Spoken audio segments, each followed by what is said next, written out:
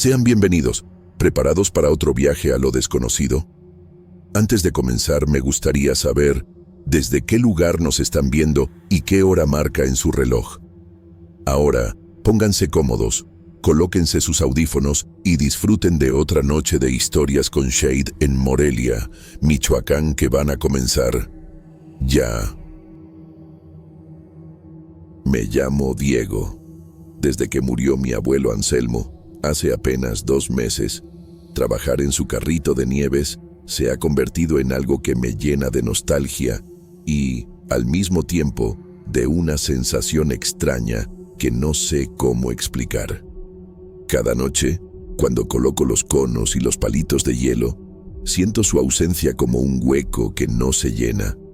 Me gusta pensar en él mientras preparo los sabores: menta, fresa, limón, los que más le gustaban. A veces hablo con él en silencio, pidiéndole consejos sobre los clientes o sobre cómo moverme en la vida, aunque sé que no obtendré respuesta. La plaza de armas de Morelia se vacía temprano por la noche, y el aire fresco de la ciudad se mezcla con el aroma de los árboles y la piedra rosada del centro histórico. Una tarde, mientras acomodaba el carrito cerca de la fuente, noté algo que me hizo detenerme. El carrito no estaba exactamente donde lo había dejado. Al principio pensé que lo habría movido sin darme cuenta, pero lo recordaba con precisión. Lo empujé a un costado para limpiar la zona y lo dejé junto a la sombra de un ahuehuete viejo. Ahora estaba a unos centímetros más cerca de la fuente, inclinado de manera extraña. No le di importancia, lo acomodé y continué con mi trabajo. Sin embargo, las noches siguientes comenzaron a repetirse cosas que no podía explicar. Cada vez que salía a preparar los sabores de madrugada, encontraba el carrito ligeramente corrido de su lugar, o el timbre que cuelga en un extremo, ese que mi abuelo hacía sonar para llamar a los clientes, tocaba solo, produciendo un tintineo seco que retumbaba entre las calles desiertas. A veces creía escuchar pasos cerca, pero al voltear no había nadie. El viento golpeaba las hojas y proyectaba sombras que me hacían saltar. Había momentos en los que la sensación de ser observado me paralizaba. Sentía un frío intenso en la nuca y un nudo en el estómago. Me recordaba al día en que ayudé a mi abuelo a limpiar el carrito antes de su último viaje al hospital. Él siempre decía que había que cuidar cada detalle, porque los clientes se fijan en la limpieza y en cómo manejas el dinero. Ahora yo estaba solo, y aunque trataba de pensar que todo tenía explicación, algo dentro de mí me decía que no estaba solo realmente. Con el paso de los días, me encontré hablando más con su recuerdo. Le contaba qué clientes habían comprado helado, quiénes eran amables, quiénes dejaban propinas generosas. Le pedía consejos sobre cómo organizar mejor el carrito y cómo manejar las monedas, como si pudiera escucharme desde algún lugar. Sentía alivio al hacerlo, aunque también miedo, porque sabía que depender de su presencia, aunque fuera en memoria, me estaba afectando más de lo que quería admitir. Una noche, mientras limpiaba los restos de fresa del día anterior, el timbre sonó otra vez. Me congelé. El sonido era nítido, claro, y no había viento. Mis ojos recorrieron la plaza silenciosa, la fuente con el agua que caía despacio, las sombras de los árboles, y no había nadie. El corazón me latía con fuerza.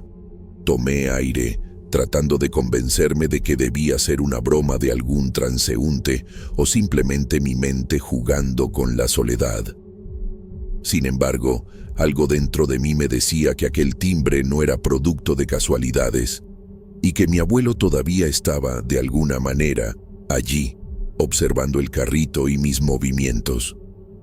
Esa sensación de mezcla entre miedo y nostalgia comenzó a volverse habitual.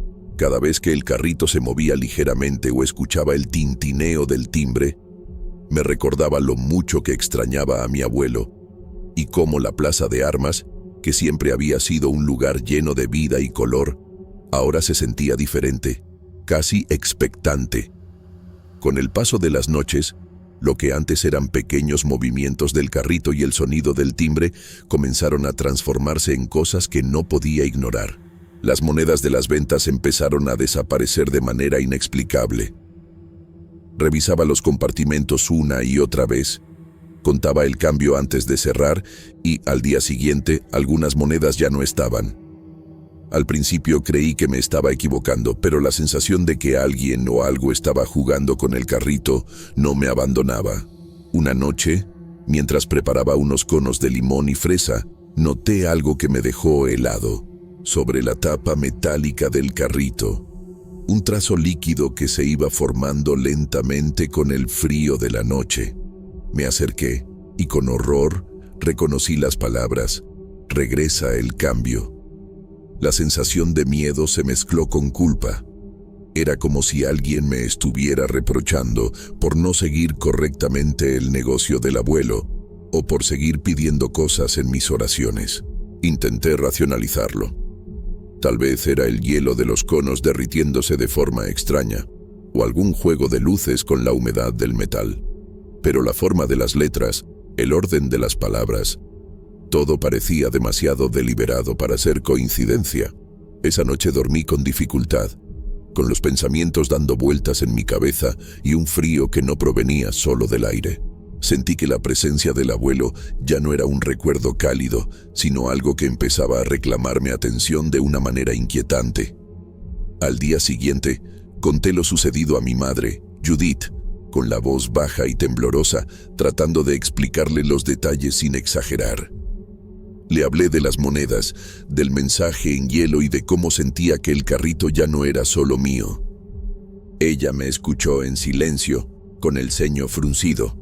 Y luego me recordó que no era bueno seguir pidiendo cosas ni buscar consejos de los muertos. Me dijo que a veces los espíritus se apegan al mundo por la atención que les damos y que, si no los dejamos seguir, podrían quedarse entre nosotros, provocando miedo o confusión. Sus palabras me hicieron sentir culpable y al mismo tiempo aterrorizado. Hasta ese momento había pensado que mi abuelo estaba cuidándome desde algún lugar, y de repente comprendí que mis oraciones podrían estar provocando algo que no entendía. Esa misma noche regresé al carrito con una sensación de pesadez. Cada sombra me parecía más larga, cada sonido más cercano. Mientras servía los conos a los pocos clientes que pasaban, sentía la mirada de alguien detrás de mí, aunque al voltear no había nadie. El mensaje en hielo seguía resonando en mi mente: regresa el cambio, como un recordatorio de que no podía seguir mezclando la memoria del abuelo con mis propios deseos. A partir de ese momento, mi rutina nocturna cambió. Me volví más cuidadoso con el carrito, revisando cada moneda, cada utensilio, intentando no dejar espacio para lo inexplicable. Pero la sensación de que algo me observaba no desapareció. Empezó a crecer la idea de que, aunque ya no estaba físicamente, mi abuelo todavía se manifestaba de alguna manera en el carrito, y aunque sentía miedo, también sabía que debía decidir cómo enfrentar esa presencia, continuar buscándolo en mis oraciones o dejarlo ir de una vez por todas. La noche comenzó como cualquier otra, con el aire frío que recorría la plaza de armas y el murmullo distante de algunos transeúntes que regresaban a casa. Yo estaba solo junto al carrito, acomodando los conos y revisando las monedas con más cuidado que nunca. La sensación de que alguien me observaba seguía allí, constante, como un hilo invisible que me mantenía tenso. Mientras servía un cono de fresa a un cliente que no estaba realmente allí, era mi mente, un reflejo del cansancio y la soledad. Noté algo que me dejó sin aliento. En el reflejo del metal del carrito, detrás de mí, apareció la figura de mi abuelo. Vestía su camisa blanca y delantal que siempre llevaba, exactamente como lo recordaba, pero no estaba interactuando conmigo. Parecía vender a alguien que yo no podía ver. Mi corazón se aceleró y el frío recorrió todo mi cuerpo. Quise girarme, pero sentí que algo me retenía, un miedo profundo que no había sentido antes. Cuando finalmente me atreví a mirar directamente, la figura desapareció dejando solo el silencio de la plaza vacía. Al día siguiente, al abrir el carrito, descubrí algo que me hizo estremecerme aún más. Una marca de mano congelada sobre el metal, con un frío que se sentía extraño al tacto, y junto a ella, mi nombre, Diego, rayado de manera precisa. La mezcla de terror y culpabilidad me dejó paralizado. No había manera de ignorarlo. Lo que estaba ocurriendo no era producto de mi imaginación ni del cansancio. Había algo de mi abuelo que todavía no se había ido, algo que necesitaba que yo entendiera.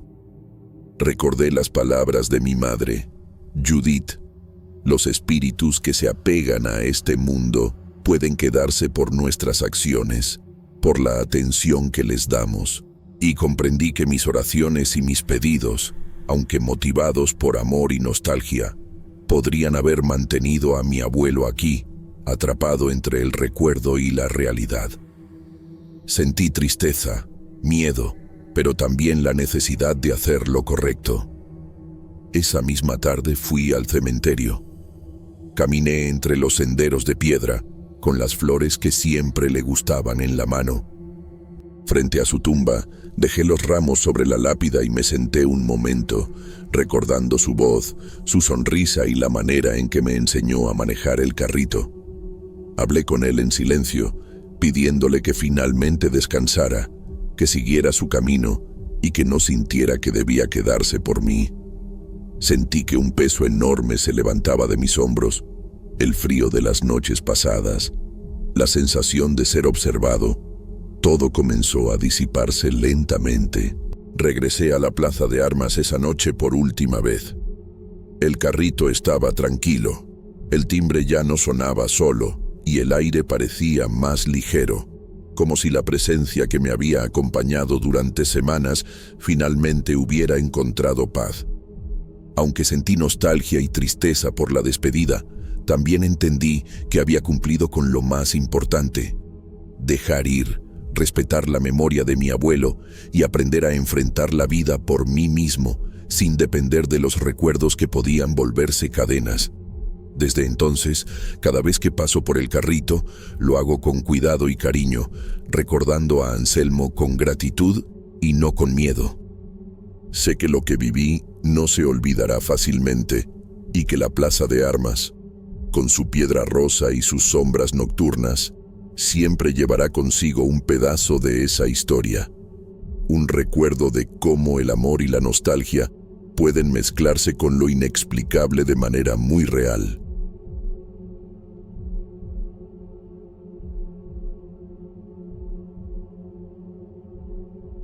Hola, soy Mateo.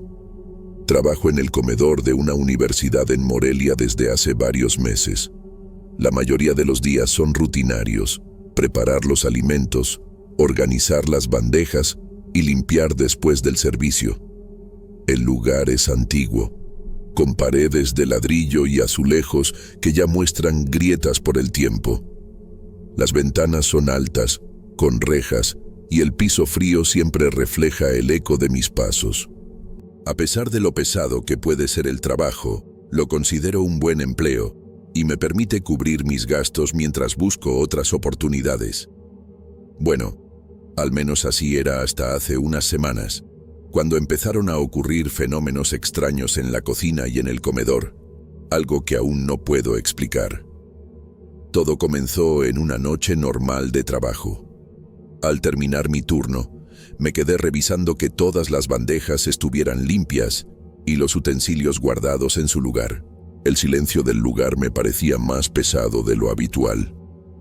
Siempre había algo en la noche que hacía eco entre los muros viejos, pero esa noche el sonido se sentía distinto, como si alguien caminara entre los pasillos mientras yo organizaba los charolas y los trastes.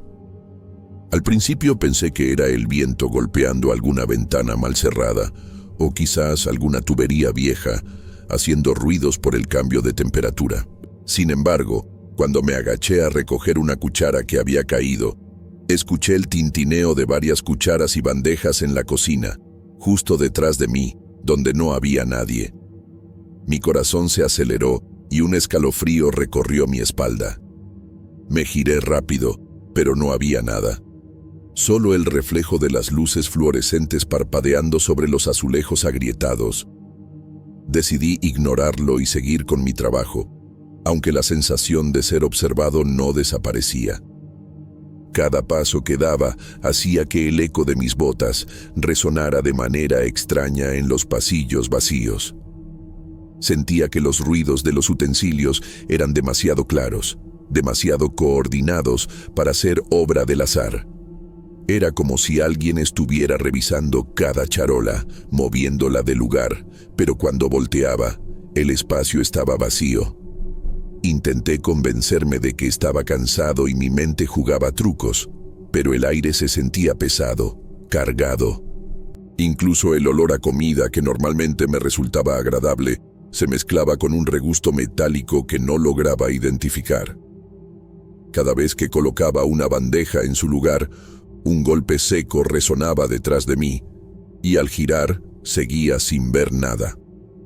Pasé un buen rato revisando la zona del freezer y los estantes de los ingredientes secos, y aunque todo estaba en orden, no podía quitarme la sensación de que algo se movía entre las sombras, acechando, observando mis movimientos.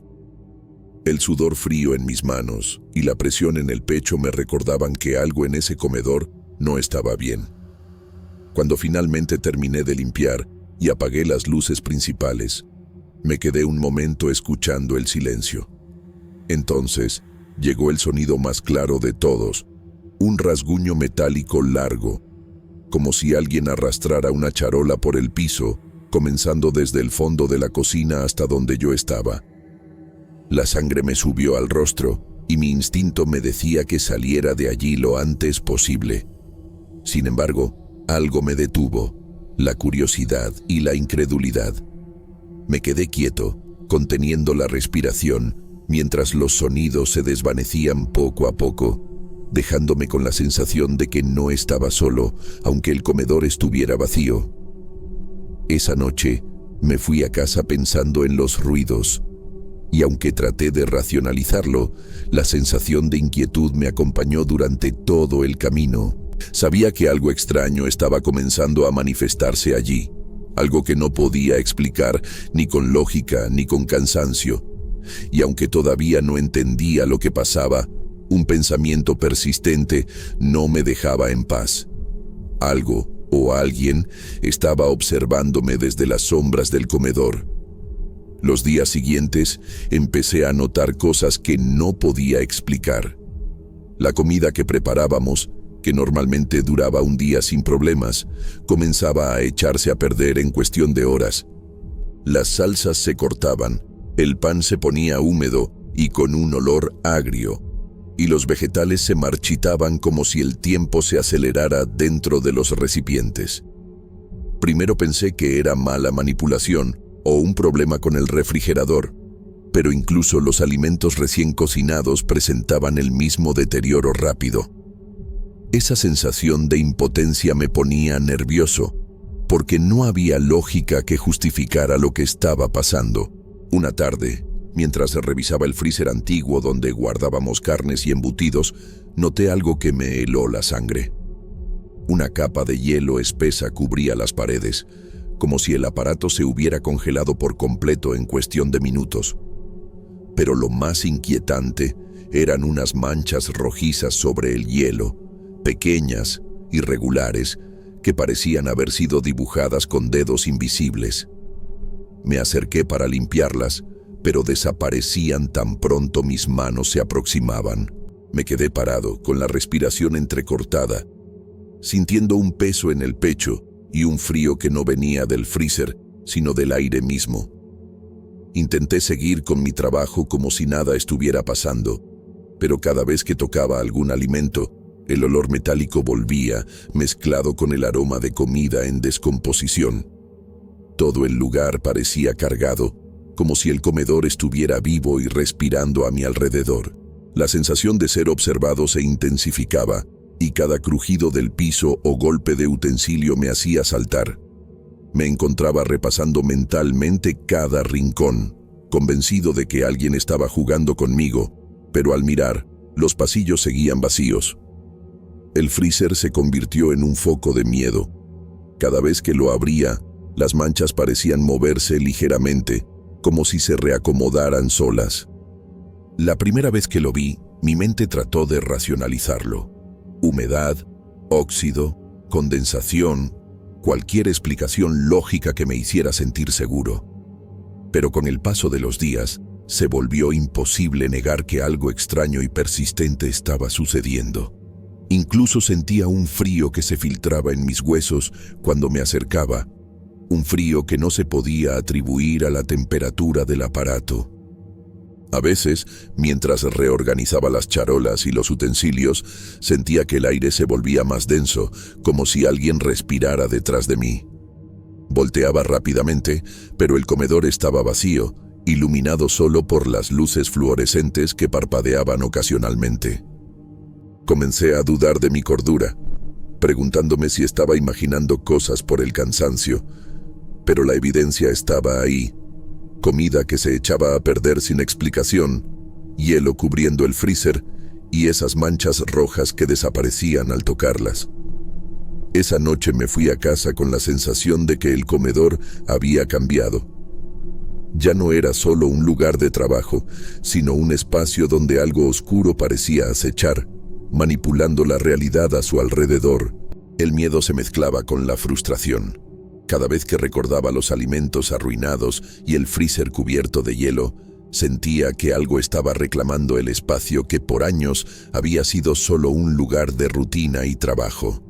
No podía dejar de pensar en cómo había pasado de ser un trabajo común a un lugar donde el tiempo, la comida y la temperatura parecían comportarse de manera extraña y amenazante. Con los días, los sucesos extraños se intensificaron. Ya no podía ignorar el deterioro acelerado de los alimentos ni las manchas rojizas en el freezer. Sentía que el comedor estaba vivo de una manera que no podía comprender. La presión en el aire parecía aumentar cada vez que entraba al lugar, y mis manos temblaban ligeramente al tocar las charolas y utensilios. Una tarde, mientras reorganizaba los estantes, me topé con don Julián, un empleado veterano que llevaba más de 20 años trabajando en la universidad. Observaba con cuidado cada movimiento que hacía y parecía notar algo que yo no podía ver. Con voz baja, me comentó que el edificio del comedor no siempre fue un comedor. Me contó que durante los años 50, en plena epidemia, el lugar había sido utilizado como hospital improvisado para los enfermos que no podían ser atendidos en hospitales convencionales. Los relatos decían que muchos no sobrevivieron y que algunas muertes nunca fueron registradas oficialmente. Escuchar eso hizo que un frío recorriera mi espalda. Empecé a conectar los sucesos recientes con aquel pasado oscuro. El deterioro acelerado de los alimentos, el freezer cubierto de hielo con manchas que desaparecían al tocarlas. Todo parecía tener sentido de una forma que no quería aceptar. Algo de aquel tiempo aún permanecía allí, entre las paredes viejas y los azulejos agrietados, manifestándose de maneras que no podía comprender. Mientras don Julián hablaba, me di cuenta de que las sombras parecían moverse a mi alrededor. No eran simples juegos de luces. Se deslizaban rápido por los rincones, siempre fuera de mi alcance visual. Sentía la mirada de algo invisible, acechando cada movimiento que hacía.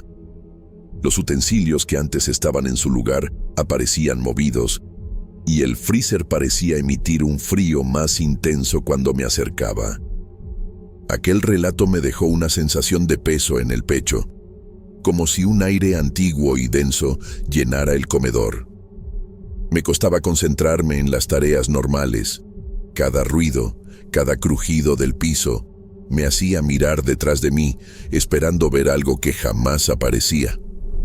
Comencé a percibir la rutina del comedor como algo frágil, amenazada por presencias que podían alterar la realidad cotidiana, corrompiendo lo que antes era normal. Al terminar mi turno esa tarde, me quedé un momento frente al freezer, observando las manchas rojizas sobre el hielo. No eran simples manchas. Parecía que intentaban comunicarse o advertirme de algo, aunque no lograba descifrar qué. Salí del comedor con la sensación de que ya no estaba solo allí y que las sombras de aquel pasado oscuro seguían vigentes, jugando con mi mente y con cada aspecto del lugar que yo creía familiar. Esa noche, mientras caminaba hacia mi casa, sentí que algo me seguía con la mirada. No era un miedo irracional, sino la certeza de que el comedor guardaba secretos de tiempos antiguos, y que esos secretos no iban a dejarme en paz mientras yo estuviera allí. Una mañana llegué al comedor más temprano de lo habitual, listo para comenzar mi turno. Al abrir la puerta, un escalofrío me recorrió el cuerpo. La cocina estaba completamente revirada, como si alguien hubiera pasado allí durante la noche. Las charolas estaban fuera de lugar, los utensilios esparcidos por el piso, y restos de comida mezclados con polvo cubrían las superficies. Había intentado mantener todo impecable la noche anterior, y ver ese caos me hizo sentir un miedo que no podía explicar. Mientras avanzaba entre los pasillos, tratando de organizar los trastes, escuché ruidos bajos y burlones que parecían surgir de todos los rincones a la vez. No podía identificar su origen. El sonido rebotaba entre las paredes, aumentando la sensación de que algo invisible se estaba divirtiendo con mi nerviosismo. Cada vez que movía un utensilio, otro caía inexplicablemente, y la sensación de ser observado se volvió insoportable. El freezer seguía allí, cubierto de hielo y con las manchas rojizas que parecían observarme. Al acercarme, el aire se volvió más frío, penetrando hasta mis huesos, y tuve la sensación de que algo me empujaba a alejarme, aunque mis pies seguían clavados al suelo. Cada sonido del comedor, el goteo de la pila, el crujido del piso, el golpeteo de las puertas, se amplificaba de manera extraña, como si todo el edificio estuviera conspirando para mantenerme alerta. Intenté calmarme, racionalizando que tal vez algún estudiante o empleado había entrado sin que yo lo supiera, pero al revisar los pasillos y rincones, el comedor seguía vacío. La sensación de amenaza era tangible. Sentía que las sombras se movían justo en el borde de mi visión, pero desaparecían cuando intentaba enfocarlas. Mis manos temblaban y el sudor frío hacía que mi camisa se pegara al cuerpo.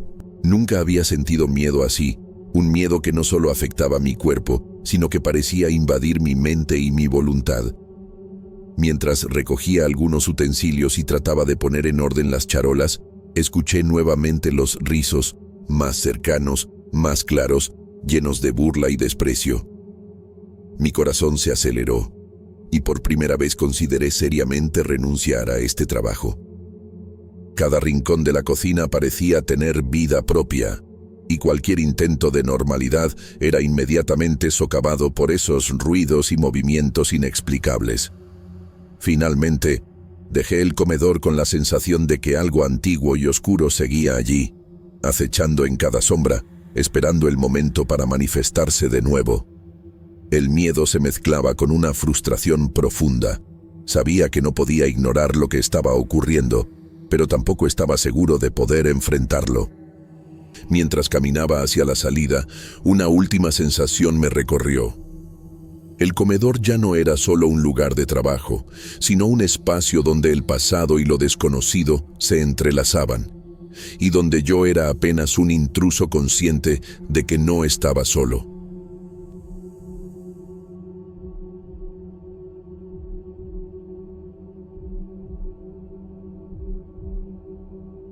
Mi nombre es Marimar. Cuando nos mudamos a nuestro apartamento en Chapultepec Sur, en Morelia, mi esposo Rogelio y yo estábamos llenos de ilusión. La rutina de empacar cajas y reorganizar cada rincón nos mantuvo ocupados, y por un momento sentí que estábamos comenzando una nueva etapa sin complicaciones. El apartamento era pequeño, pero acogedor. Las paredes color crema, los muebles sencillos y el balcón con macetas llenas de flores me daban una sensación de hogar. Todo parecía normal, hasta que noté algo extraño en el baño. Una tarde, después de bañarme, observé los azulejos del baño. Estaban húmedos por el vapor, y al principio pensé que mi mente me jugaba una broma. Sin embargo, a medida que la humedad cubría las paredes, empecé a distinguir formas que se parecían a rostros humanos. Al principio eran solo sombras difusas, pero poco a poco los rasgos se definían. Ojos que parecían mirar directamente hacia mí, bocas con expresiones de tristeza o angustia, como si estuvieran atrapadas en la cerámica. Sentí un escalofrío recorrer mi espalda y, sin querer, aparté la mirada pensando que todo era imaginación.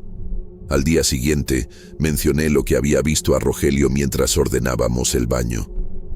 Él sonrió con incredulidad, sugiriendo que quizá eran simples manchas de humedad o el efecto de la luz sobre el azulejo mojado.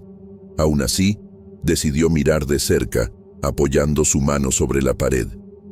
Para mi sorpresa, los rostros seguían allí, como si el vapor revelara figuras que permanecían ocultas en el material mismo. Rogelio frunció el ceño, serio, pero intentando no alarmarme, y dijo que lo observaríamos unos días más para ver si desaparecía. Con cada ducha, los rostros parecían más definidos y distintos. Me costaba concentrarme en mis tareas diarias porque, aunque sabía que era imposible, sentía que me observaban. Me duchaba temprano por la mañana, pero aún así el vapor hacía que los ojos de los azulejos se encontraran conmigo, y sentía que su expresión cambiaba sutilmente según me movía por el baño. Cada vez que entraba, la sensación de incomodidad crecía.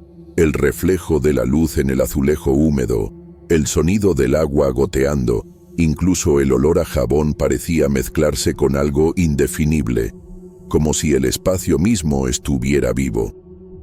Rogelio, aunque cínico, empezó a notar mis nervios. No dijo mucho, pero su mirada se volvía más atenta cada vez que pasábamos juntos por el baño. A veces, mientras yo limpiaba los azulejos con un paño, él observaba en silencio y luego sugería que quizá era solo una coincidencia, algo que se podía explicar racionalmente. Sin embargo, la forma en que su ceño se fruncía y cómo apretaba los labios mostraba que, en el fondo, él también sentía algo extraño, aunque no quisiera admitirlo.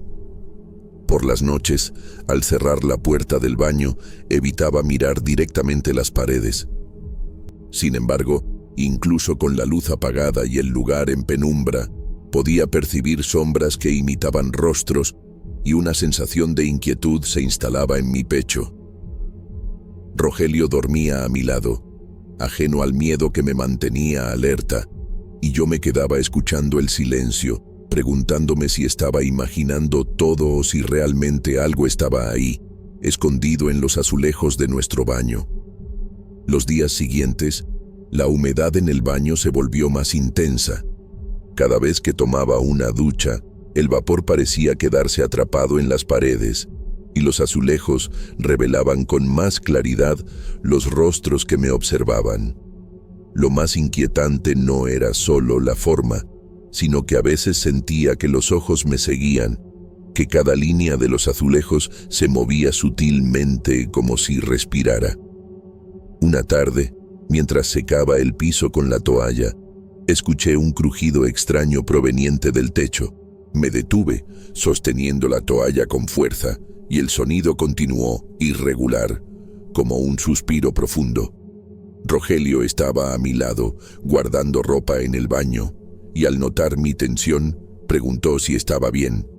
Solo pude asentir, pero dentro de mí crecía la inquietud. Él se inclinó para inspeccionar las tuberías, tocando suavemente las cañerías, mientras yo observaba, incapaz de apartar los ojos de los azulejos.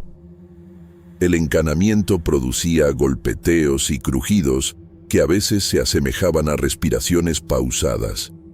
Rogelio intentó explicarlo racionalmente, diciendo que los edificios antiguos crujen con los cambios de temperatura y presión, que era algo normal. Sin embargo, esa tarde algo fue distinto. Un goteo constante comenzó desde un rincón del techo, y el ritmo parecía coincidir con los suspiros que percibía en la tubería. Intenté ignorarlo, pero la sensación de ser observada se intensificó. Por las noches, cuando Rogelio y yo intentábamos dormir, los crujidos eran más claros. Rogelio aseguraba que estaba cansada y que quizá el estrés de la mudanza me hacía sentir cosas que no existían, pero él mismo parecía inquieto. Varias veces se levantó para revisar el baño y asegurarse de que nada estuviera mal. A veces me encontraba esperándolo, viendo cómo encendía la luz y examinaba los azulejos, buscando explicaciones lógicas mientras yo sentía que algo más estaba allí, detrás de la cerámica y del vapor. Empecé a notar que incluso el suelo del baño permanecía húmedo después de que la ducha terminaba, como si el agua escapara de algún lugar secreto dentro de las paredes. Rogelio intentaba calmarme, revisando cada rincón, recordándome que los edificios viejos siempre tienen filtraciones y problemas de humedad. Pero esa certeza racional no lograba disipar el escalofrío que me recorría. Cada gota que caía del techo me hacía contener la respiración, y el sonido del agua mezclado con los crujidos producía un efecto casi hipnótico y perturbador. Con cada baño, los rostros en los azulejos parecían cambiar de expresión, algunos con miedo, otros con tristeza profunda. Empecé a sentir que mi rutina diaria estaba siendo invadida, que no podía simplemente ignorarlo. Rogelio estaba conmigo en esos momentos, y aunque intentaba mantener la calma, podía ver en sus ojos que algo le inquietaba también. La racionalidad no alcanzaba a explicar la sensación de presencia detrás de las paredes. Y ambos empezamos a preguntarnos si lo que sucedía tenía una explicación común o si, de alguna manera, algo más estaba empezando a manifestarse en nuestro baño. Cada día que pasaba, la mezcla de humedad, crujidos y los rostros en los azulejos hacía que el espacio que antes me parecía seguro se volviera opresivo y extraño, y la certeza de que algo no estaba bien crecía en mí, a la vez que Rogelio y yo compartíamos una silenciosa preocupación que nos mantenía alertas y un poco aterrorizados frente a lo que apenas comenzaba a revelarse. Después de varios días de humedad intensa y los extraños crujidos que parecían provenir de las paredes, decidimos llamar a un encanador local para revisar el baño. Rogelio y yo estábamos nerviosos, pero sabíamos que necesitábamos una explicación racional. El hombre llegó con herramientas y un aire de familiaridad con los edificios antiguos de Chapultepec Sur, algo que nos tranquilizó un poco. Mientras inspeccionaba el techo y las tuberías, el encanador pidió abrir una sección de la pared cerca del área donde los crujidos eran más fuertes. Rogelio y yo nos quedamos atrás, observando en silencio, con la mezcla de curiosidad y miedo creciendo en el pecho. Al retirar algunas placas de yeso, el encanador encontró algo que nos hizo contener la respiración: un crucifijo pequeño clavado detrás de la pared y junto a él pedazos de fotografías quemadas, casi carbonizados. El crucifijo parecía antiguo, con la madera desgastada y una ligera capa de polvo. Las fotografías eran irreconocibles en su mayoría, aunque pude distinguir fragmentos de rostros, ojos y sonrisas que parecían pertenecer a personas de otra época. Rogelio intentó racionalizar la situación. Mencionó que quizá antiguos vecinos colocaban amuletos o guardaban recuerdos familiares en las paredes, por superstición o motivos religiosos. Pero incluso mientras hablaba, la tensión en su voz mostraba que él también sentía que algo no estaba del todo bien. Sentí un escalofrío profundo cuando recogí uno de los fragmentos de las fotografías. Era imposible no relacionarlo con los rostros que aparecían en los azulejos. Cada línea, cada sombra de la cerámica parecía conectada con esas imágenes quemadas y con el crucifijo olvidado. Rogelio me sostuvo la mano, y aunque su gesto era de apoyo, percibí su silencio cargado de preocupación. Ninguno de los dos quería verbalizar lo que ambos intuíamos. que algo en ese baño no era casual. El encanador nos explicó con tranquilidad que la pared probablemente no había sido abierta en décadas y que los objetos encontrados podían haber sido colocados por algún vecino con fines rituales o de protección. Aún así, la sensación de intranquilidad se instaló en nosotros. Cada vez que tocábamos los azulejos, sentíamos que las figuras en ellos nos observaban más de cerca, y la humedad ya no parecía un simple efecto de la ducha, sino un vínculo que mantenía visibles esos rostros atrapados. Después de que el encanador retirara las placas y nos asegurara que no había filtraciones graves en las tuberías, Rogelio y yo permanecimos un rato en el baño, en silencio, observando los azulejos. La luz natural que entraba por la ventana apenas iluminaba los rostros húmedos, pero podía distinguirse claramente que las expresiones habían cambiado desde la primera vez que las vi. Algunas miraban con sorpresa, otras con un lamento silencioso. La sensación de presencia crecía con cada minuto que permanecíamos allí, y comprendí que aquello no era un simple efecto de la humedad, ni una coincidencia. Salimos del baño con el corazón acelerado, pero sabíamos que no podíamos ignorarlo más. Rogelio sugirió que siguiéramos observando los rostros y anotando cualquier cambio, como si documentar cada detalle nos diera algo de control sobre lo inexplicable. Mientras guardábamos las herramientas y limpiábamos el polvo de la pared, una certeza se instaló en mí. Lo que habíamos encontrado no era un accidente del pasado, ni simples objetos olvidados. De alguna manera, todo estaba conectado con los azulejos y algo en nuestro baño estaba esperando para manifestarse de formas que aún no podíamos comprender. Aquella noche, después de cenar, sentí un impulso que no pude ignorar: ir al baño.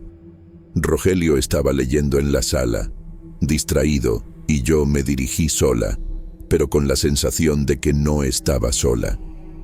Apenas abrí la puerta, un frío húmedo me envolvió, más intenso que cualquier otra noche. Fue entonces cuando lo escuché.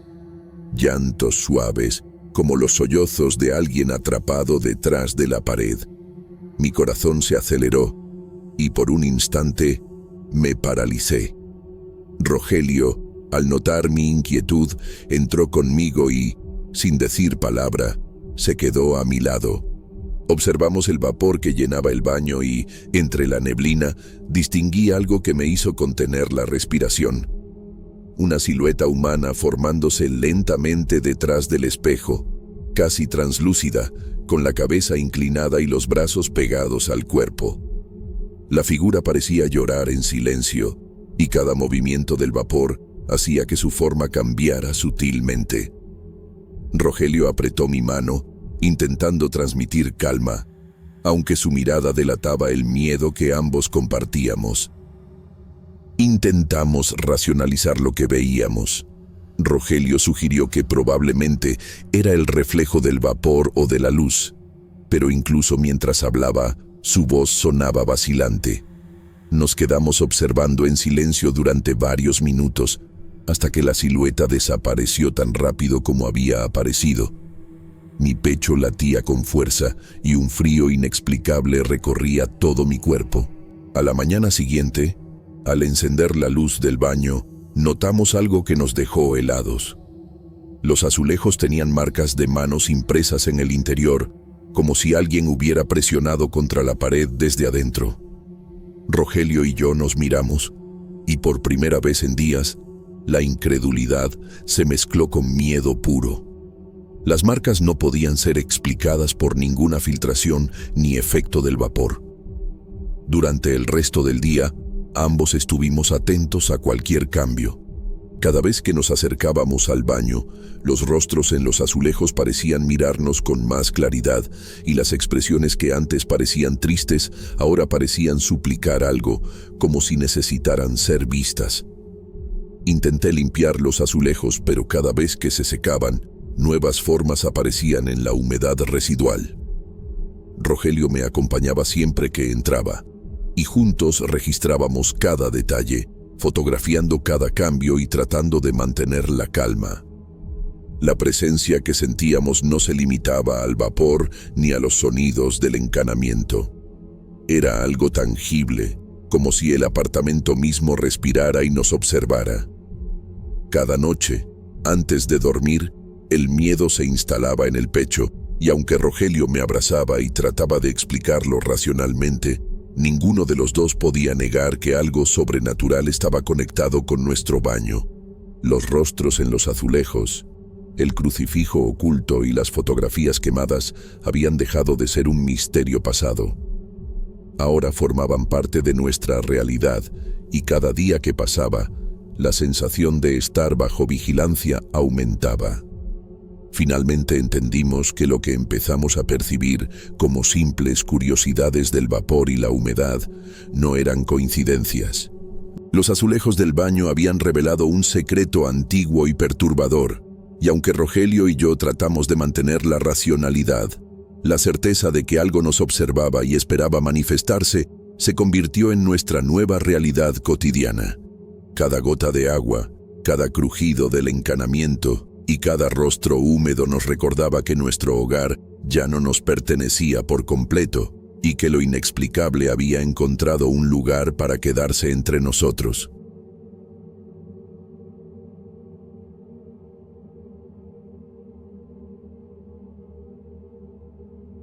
Me llamo Eduarda, tengo 33 años y trabajo como conductora de ambulancia en el Hospital Civil de Morelia. Era una de esas noches en Morelia donde la ciudad parecía vacía, y el silencio se mezclaba con el rumor lejano de algún coche pasando por la calle empedrada. Yo estaba terminando de preparar la ambulancia para mi turno nocturno en el Hospital Civil. Mi uniforme ya estaba listo. Chaleco reflectante naranja, cinturón con radio y linterna, y mi gafete colgando del cuello. Miguel, el médico, revisaba el equipo médico, mientras Cayo, el enfermero, anotaba las rutas pendientes en su cuaderno gastado. Nos conocíamos desde hacía tiempo, y aunque trabajábamos en un ritmo agotador, confiábamos el uno en el otro, sobre todo en estos turnos nocturnos que siempre traían sorpresas. Al principio, la noche transcurría como cualquier otra. Los primeros llamados eran de rutina, accidentes menores, traslados de pacientes del hospital a la clínica cercana, emergencias que ya conocíamos. El tráfico era mínimo y conducir por las calles oscuras de Morelia me daba cierta sensación de control, aunque también me hacía mantener los sentidos alerta. Me gusta saber exactamente qué esperar. Pero esa noche algo empezó a cambiar sin que pudiera identificarlo al principio. El primer indicio apareció en el radio. Una voz tenue mencionó un paciente urgente. Pero cuando intenté localizar la dirección en el sistema del hospital, no aparecía ningún registro. Pensé que sería un error de la central o quizá un número mal digitado. Miguel y Cayo también revisaron sus dispositivos y coincidieron. Nada. Sin embargo, el instinto me decía que debía ir, como si algo me empujara a seguir la orden.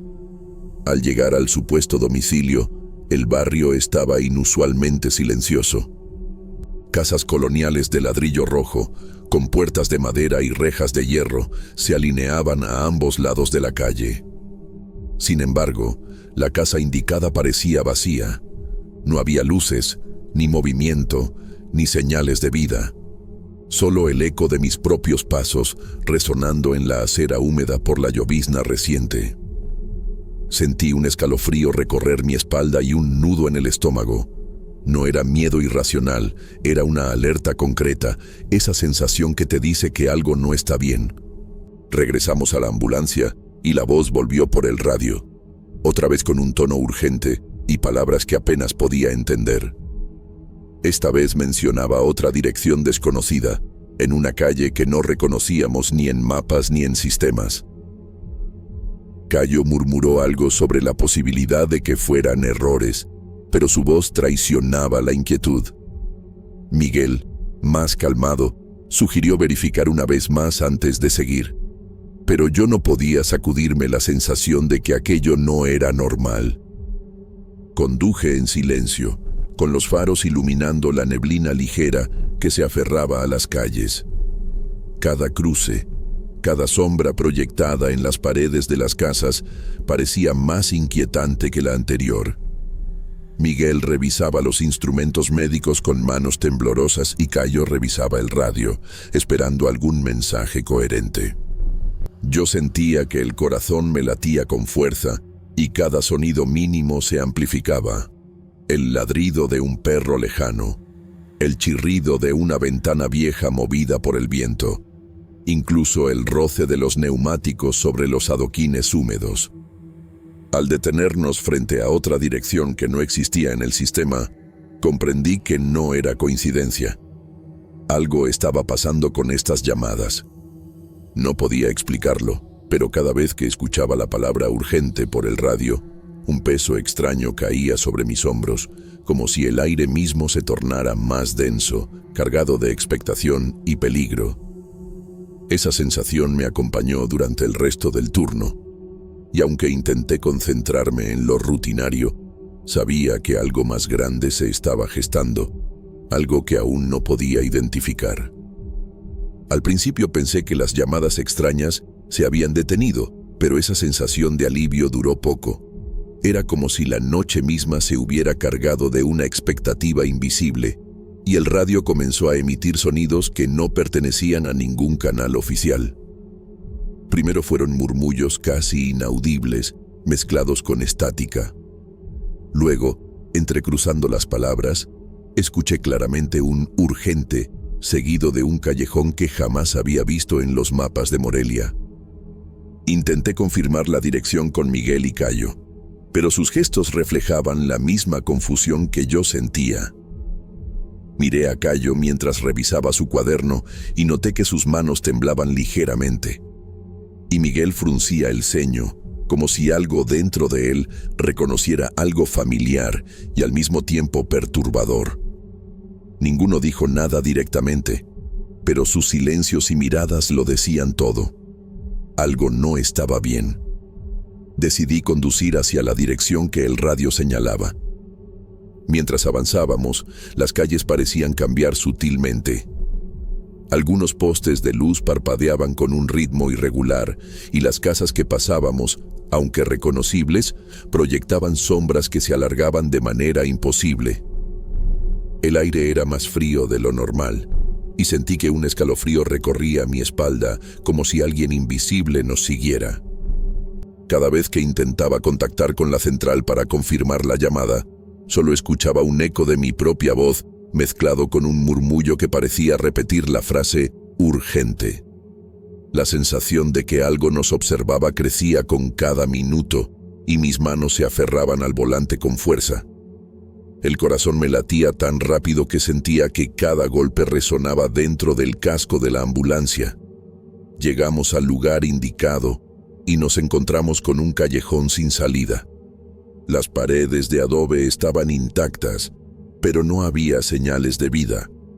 Nada de luces, ningún movimiento, solo un silencio profundo que parecía absorber los sonidos de la ambulancia. Cayo revisó nuevamente el radio y por un momento sus ojos se abrieron con sorpresa y miedo. Luego, lentamente, volvió a sentarse en silencio. Miguel respiró hondo y simplemente asintió, como si aceptara que no había explicación lógica para lo que estábamos viviendo. Mientras regresábamos al hospital, el radio volvió a emitir esa voz débil. Esta vez era más clara, diciendo un nombre que no reconocí y otro callejón inexistente. Cada vez que lo escuchaba, mi instinto me decía que esa ambulancia, la nuestra, estaba siendo llamada por algo que ya había sucedido, algo que la ciudad había olvidado, pero que seguía presente, oculto entre las calles y las sombras. Sentí una mezcla de miedo y responsabilidad. Sabía que no podía ignorar las llamadas, pero tampoco entendía qué nos estaba señalando. Esa noche, mientras conducía en silencio entre faroles parpadeantes y casas dormidas, comprendí que la unidad 14 No era solo un número de ambulancia. Era un vínculo con algo que había quedado atrapado en la ciudad y que ahora parecía despertar en las noches de Morelia. Después de varias noches siguiendo llamadas que no tenían sentido, sentí que necesitaba investigar un poco más. Entre los turnos y los traslados, saqué un momento para buscar registros antiguos sobre la Unidad 14. La Unidad 14 que yo manejaba no era la única. Hubo otra ambulancia con el mismo número, de un modelo idéntico al actual, que fue destruida después de una colisión fatal años atrás. En ese tiempo yo todavía no trabajaba como paramédica y no tenía idea de esto. No podía creer lo que leía. Cada detalle coincidía con los murmullos que escuchábamos en el radio. La calle desierta donde se suponía que ocurrió el accidente, la hora aproximada, incluso el tipo de emergencias que la ambulancia atendía. Empecé a sentir un nudo en el estómago, un miedo silencioso que no podía ignorar. Todo encajaba de una manera demasiado inquietante. Lo más perturbador fue descubrir que la ambulancia que yo conducía ahora había sido comprada después del accidente, con el mismo número y prácticamente idéntica a la original. Cada línea, cada faro, incluso la disposición de los equipos, parecía una copia exacta. Empecé a notar coincidencias con los llamados extraños. Algunas calles y barrios mencionados por el radio eran los mismos donde se había producido el accidente años atrás. Mientras compartía la información con Miguel y Cayo, percibí su incomodidad silenciosa. No hablamos mucho. Bastaban las miradas y los gestos para entender que algo se estaba gestando, algo que no pertenecía al mundo de lo racional. Sentí miedo, pero también una responsabilidad pesada. Conducir la ambulancia y atender los llamados no era solo mi trabajo, sino que ahora sentía que estábamos involucrados en algo que había quedado suspendido en el tiempo, algo que buscaba continuar su recorrido incluso después de la tragedia. Desde esa noche, cada vez que el radio se activaba con murmullos que no entendíamos, ya no podía ignorarlos como simples errores. Sabía que la Unidad 14 no era solo un número, era un eco de lo que había ocurrido, un recuerdo que volvía insistente desde la oscuridad de Morelia. Era una de esas noches en que la ciudad estaba especialmente silenciosa. Yo conducía la ambulancia, revisando el tablero y manteniendo los ojos bien abiertos en la carretera desierta. Miguel dormía apenas unos minutos en el asiento trasero, mientras Cayo revisaba los equipos médicos. La radio estaba en silencio, y por un instante sentí una calma extraña, como si todo lo que había sucedido se hubiera detenido, pero no fue así. Al mirar por el retrovisor, algo me hizo detener la respiración. Otra ambulancia idéntica a la nuestra aparecía detrás, siguiendo cada curva, cada movimiento. El mismo número, Unidad 14. Mi corazón se aceleró y un frío me recorrió la espalda. Intenté comunicarme por el radio, esperando que fuera alguna unidad nueva, pero solo escuché un eco que me heló la sangre. Unidad 14, regresando al servicio eterno. Mis manos se aferraron al volante con fuerza mientras trataba de mantener la calma. Cada faro de la ambulancia que nos seguía reflejaba de manera inquietante en los espejos, y el rugido del motor parecía mezclarse con un silencio pesado que oprimía el pecho. Miguel y Cayo se miraban sin hablar, y en sus ojos pude ver el mismo terror que sentía yo. No era un juego, no podía serlo. Intenté acelerar, girar, cambiar de ruta, pero cada maniobra era seguida por la misma unidad idéntica. Cada intento de contactar por el radio solo devolvía aquel mensaje, repetido como si viniera de otro mundo. Unidad 14, regresando al servicio eterno.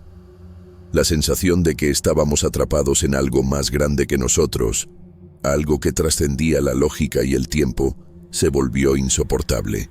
Esa noche comprendí que la Unidad 14 original, aquella que había sufrido el accidente fatal años atrás, seguía activa de alguna manera, y ahora nos reclamaba para su recorrido eterno.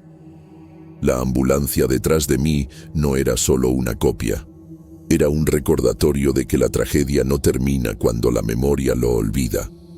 Nos mirábamos entre nosotros sin decir palabra, con el miedo mezclado con incredulidad, mientras la carretera silenciosa de Morelia parecía absorbernos en un presente que no era completamente nuestro. Nunca olvidaré ese instante. El retrovisor, reflejando la luz de los faros idénticos, el eco del mensaje en la radio y la certeza helada de que la unidad 14 original no había dejado de trabajar, y que, de algún modo, nosotros ya éramos parte de su servicio eterno.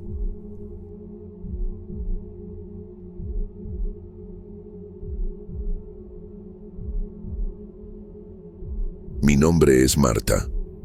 Todas las tardes, alrededor de las 5, mi rutina cambiaba un poco sin que yo lo esperara. La tiendita en Morelia, que llevo tantos años atendiendo, tiene un horario fijo. Y mientras acomodaba los dulces en los estantes y revisaba que los frascos de conservas no se vencieran, él aparecía.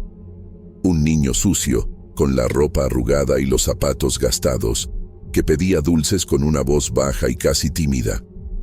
Al principio pensé que era un niño perdido, quizás de alguna familia cercana que no tenía mucho dinero.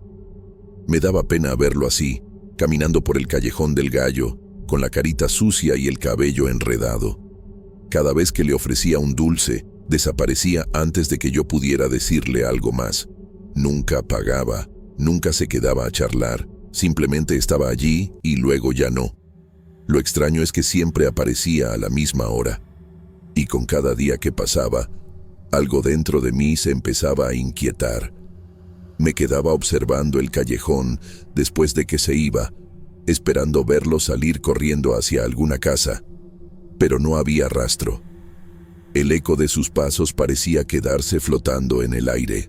A veces, me daba la sensación de que alguien me observaba desde las sombras, y mi corazón se aceleraba aunque sabía que no había nadie. Mis hijos, ya adultos y ocupados con sus propias vidas en diferentes barrios de Morelia, me llamaban algunas tardes para preguntar cómo estaba, y a veces pensé en contarles sobre el niño, pero dudaba.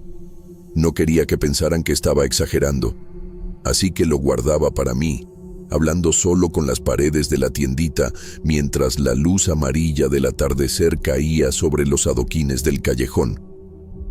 Con el tiempo, empecé a notar pequeños detalles que me ponían más nerviosa. Una sombra que parecía moverse junto a él. El sonido de pasos que no correspondían a ningún transeúnte y esa sensación de que mi vida cotidiana se estaba desmoronando en algo que no podía explicar. Cada tarde, después de que desaparecía, sentía un escalofrío que me recorría la espalda y un peso en el pecho que me hacía recordar lo vulnerable que estaba sola, aunque tuviera a mi familia lejos. Era como si algo hubiera cambiado en el aire del callejón. Lo cotidiano se volvía inquietante, y yo no podía hacer nada más que preparar los dulces, esperar que llegara y observar cómo el niño aparecía y desaparecía como un suspiro. Unos días después de que el niño comenzó a aparecer con regularidad, empecé a notar cosas extrañas en la tiendita. Primero fueron los dulces. Aquellos que había comprado apenas unas semanas antes comenzaron a descomponerse en cuestión de horas.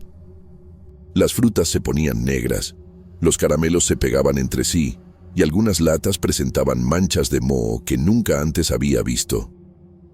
Al principio pensé que era culpa de la humedad o del calor, algo que podía explicar con lógica.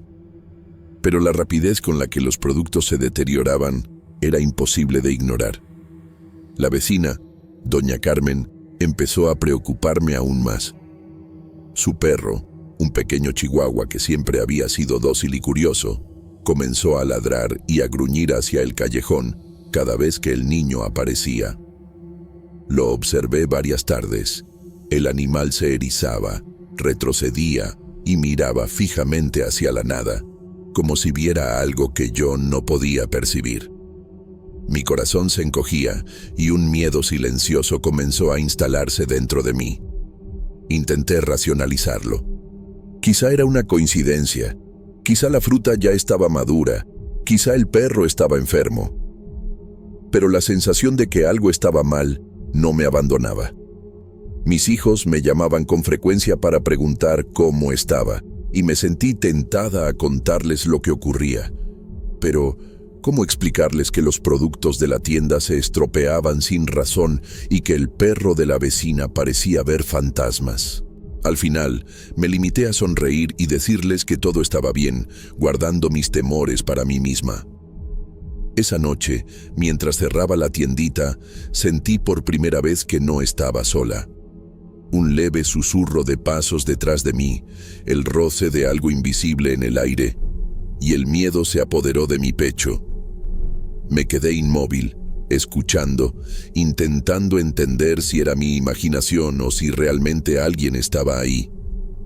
Nadie apareció, y aún así no podía quitarme la sensación de que algo me observaba constantemente. La rutina comenzó a cambiar. Cada tarde, mientras preparaba los dulces y acomodaba los productos, esperaba que el niño apareciera, y al mismo tiempo sentía un nudo en el estómago que me advertía que algo más oscuro se estaba acercando.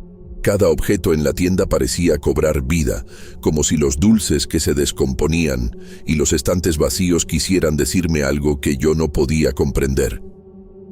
La ansiedad se convirtió en compañera constante.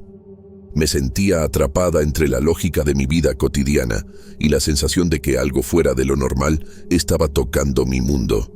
Y aunque la tienda seguía siendo mi hogar y los recuerdos de mis hijos me daban algo de consuelo, había un miedo silencioso que no me dejaba descansar. Desde que los productos comenzaron a descomponerse y el perro de Doña Carmen reaccionaba con tanto miedo, mis noches dejaron de ser tranquilas. Cada tarde, después de cerrar la tiendita, me sentía agotada, pero mis sueños no me ofrecían descanso. Comenzaron a repetirse imágenes que me helaban la sangre. El niño, sucio y tembloroso, llorando dentro de un pozo profundo.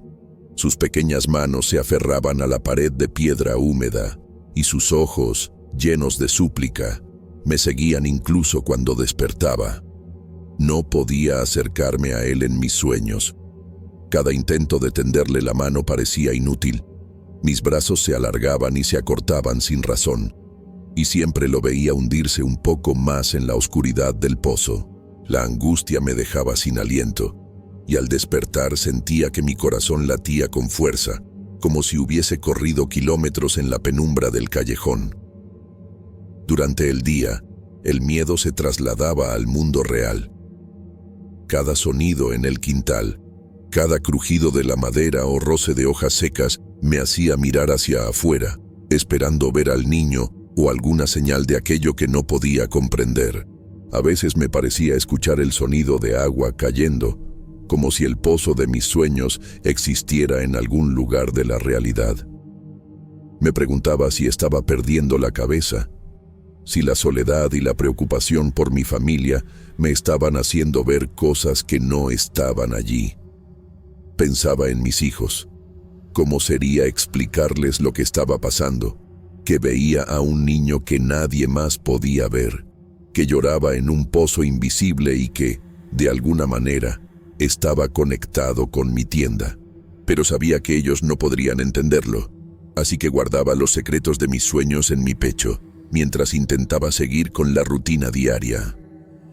El miedo comenzó a acompañarme incluso durante el día.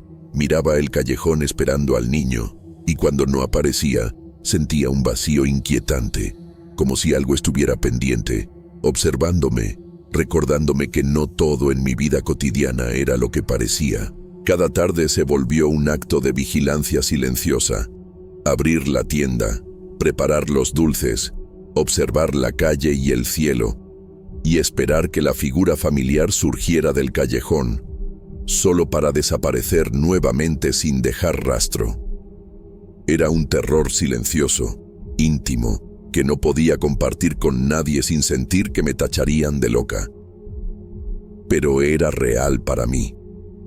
y cuanto más intentaba racionalizarlo, más presente estaba ese niño en mi mente y en mis sueños, llorando en el pozo que parecía existir tanto en mi imaginación como en la vida misma. Unos días después de aquel último sueño, decidí aprovechar que tenía un poco de tiempo libre para reorganizar el quintal de la tiendita. Siempre había querido limpiar el rincón donde estaban los maceteros que llevaban años ahí, desde que me mudé a esta casa. Mientras retiraba la tierra acumulada y movía cuidadosamente los vasos, noté algo extraño bajo la capa de tierra. Un terreno más duro que el resto, que no se parecía al suelo normal del quintal. Curiosa, comencé a cavar con cuidado, removiendo apenas la tierra que estaba alrededor de los maceteros antiguos. Fue entonces cuando descubrí una especie de cavidad oculta, estrecha y profunda. Dentro había juguetes viejos, muñecos de trapo con hilos deshilachados y ropa infantil, sucia y desgastada por el tiempo. Un frío recorrió mi cuerpo mientras comprendía, de golpe, que el niño que aparecía todas las tardes no era simplemente un niño perdido, había algo más detrás de su presencia. Después de ese hallazgo, él nunca más apareció. Ninguna tarde lo vi esperando un dulce frente a la tienda, y la tensión en mi pecho comenzó a aliviarse poco a poco. Sin embargo, la sensación de que algo invisible seguía cerca no desapareció del todo. Cada noche, al cerrar las ventanas y apagar la luz, escuchaba el sonido de pequeñas piedras golpeando contra el vidrio. No había viento, ni gatos, ni nadie caminando por el callejón, solo el eco de esos golpes que me recordaban que, aunque el niño no estaba visible, su presencia seguía entre nosotros de alguna forma. Aprendí a convivir con esa sensación. Mi vida retomó cierta normalidad. Los dulces dejaron de descomponerse. El perro de la vecina volvió a ser tranquilo, y mis hijos seguían llamándome para preguntar cómo estaba. Pero yo sabía que algo había cambiado para siempre. El Callejón del Gallo ya no era solo un lugar por donde pasaba el tiempo. Era un espacio donde lo cotidiano y lo inexplicable se encontraban. Y yo, sola, había sido testigo de su misterio. Aunque nunca supe exactamente quién era el niño ni cómo llegó a mí, su recuerdo permanece en mi mente. A veces, cuando escucho el sonido de las piedras contra la ventana, cierro los ojos y siento su mirada triste, pidiéndome algo que quizás nunca podré darle. Esa presencia silenciosa me recuerda que hay historias que no se explican con palabras, y que el miedo y la compasión pueden coexistir en lo cotidiano de formas que nunca imaginamos.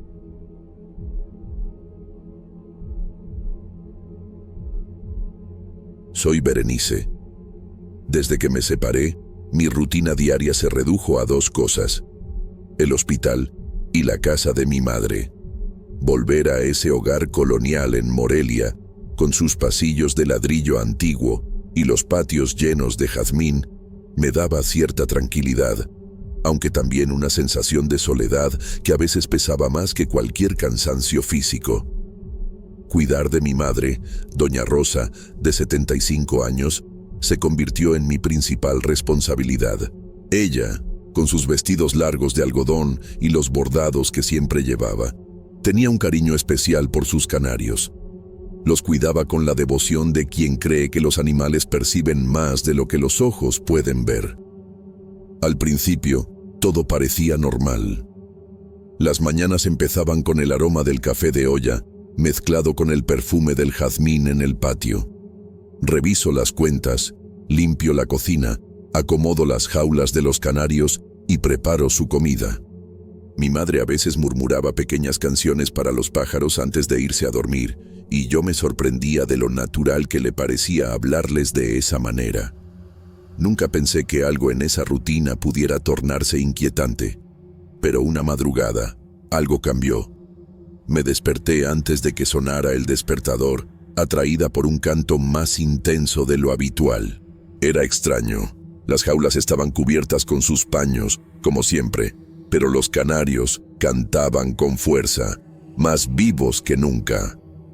Al principio pensé que era mi imaginación, o tal vez un sueño que se mezclaba con la realidad, pero al día siguiente volvió a ocurrir. Y al siguiente, cada noche, el canto surgía cuando la casa estaba completamente en silencio, y no podía explicarlo. Intenté racionalizarlo. Tal vez mi madre se levantaba sin que yo lo notara, o algún vecino había dejado escapar un ave cerca. Pero mi madre nunca mencionaba que alguien más estuviera allí. Al contrario, aseguraba que alguien cuidaba de los canarios por la noche. No podía evitar sentir un escalofrío cuando lo decía.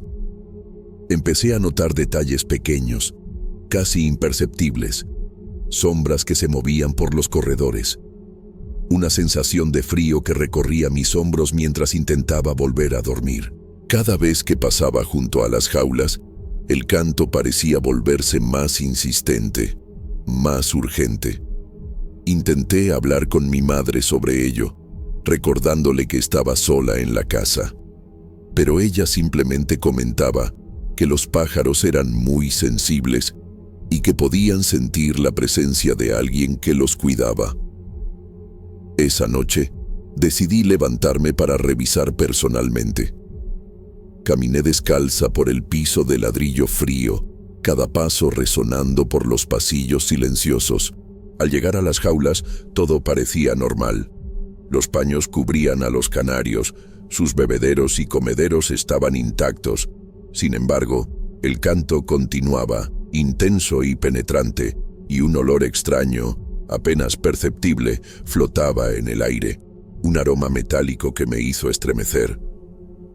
Por un momento, sentí que alguien me observaba desde la penumbra del corredor.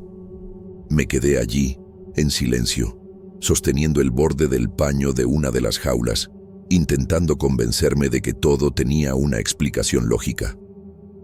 Pero la sensación de estar sola y, al mismo tiempo, acompañada por algo invisible, no me abandonaba. Sentí miedo, no del tipo que se olvida al prender la luz, sino un miedo que se instala en los huesos y te hace cuestionar cada sonido, cada sombra. Esa madrugada marcó el inicio de noches interminables. Cada canto, cada movimiento, cada pequeño detalle parecía susurrarme que algo en la casa no era lo que parecía. Y yo, a pesar de mi vida de enfermera, acostumbrada a la enfermedad y al dolor, no encontraba consuelo ni explicación. Esa sensación de intranquilidad comenzó a crecer, lenta pero segura, y supe que lo que estaba ocurriendo en la casa de los canarios apenas estaba empezando. Los días siguientes fueron una mezcla de rutina y desconfianza. Durante el día, la casa parecía normal. El sol entraba por las ventanas altas, iluminando los muebles de madera oscura y los bordados que mi madre tanto cuidaba. Los canarios se movían con calma, cantando melodías suaves que llenaban la casa de una sensación de vida y familiaridad. Pero cuando caía la noche, algo cambiaba, y yo no podía ignorarlo. Una mañana, al bajar al corredor para preparar el café, noté pequeñas plumas esparcidas por el piso de ladrillo. Primero creí que uno de los canarios se había lastimado mientras intentaba salir de su jaula, pero al revisar cuidadosamente, todas las aves estaban intactas, comiendo y moviéndose con normalidad. Me detuve, inclinándome para oler el aire, y entonces lo percibí, un aroma metálico, suave pero persistente, que recordaba al de la sangre fresca. Mi corazón dio un vuelco. Sentí una mezcla de miedo y confusión. Intenté racionalizarlo pensando en restos de algún insecto o una grieta en la madera del piso, pero la sensación era demasiado fuerte para ignorarla. Cuidar de mi madre se volvió más difícil. Mientras le servía el café y organizaba las jaulas, mis ojos no podían dejar de recorrer el corredor. Cada sombra parecía moverse con vida propia, y el frío que recorría mis hombros por la noche comenzaba a instalarse también durante el día. Mi madre hablaba en voz baja para los canarios, como si dialogara con alguien invisible. Yo trataba de no interrumpirla, pero sentía que había algo más que simples pájaros en la habitación. Decidí entonces pasar más tiempo observando. Una tarde, al entrar al corredor, noté que una de las jaulas estaba semiabierta. Me acerqué lentamente, conteniendo la respiración. El interior estaba limpio, pero algunas plumas caídas en el piso parecían recién desprendidas, y el olor a hierro era más intenso que antes. Sentí un escalofrío que me recorrió toda la espalda.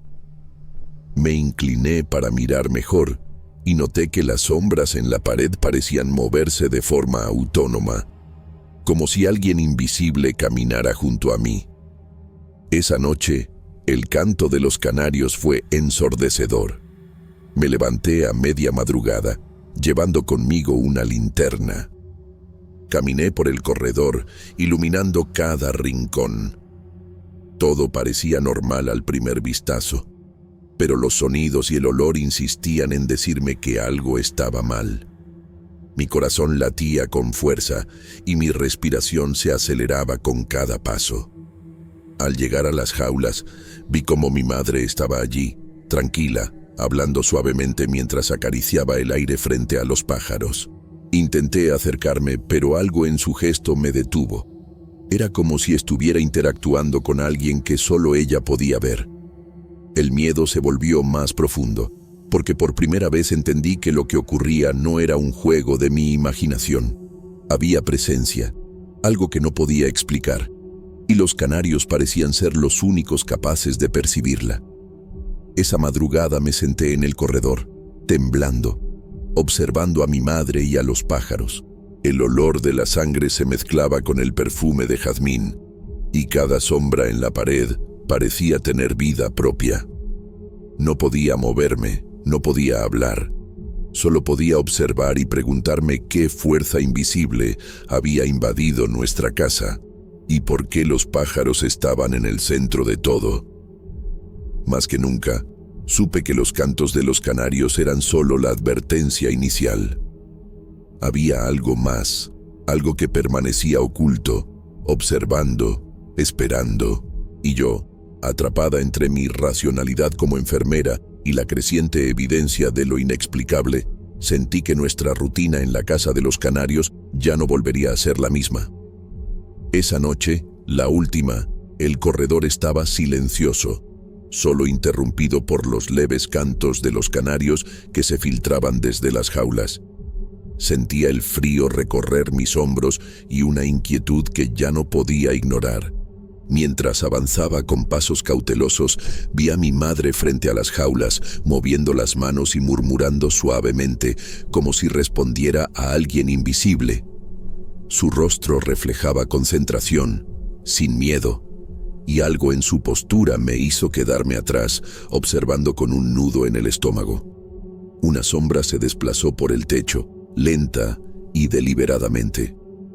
No tenía forma definida, pero su presencia era imponente, silenciosa y extrañamente consciente.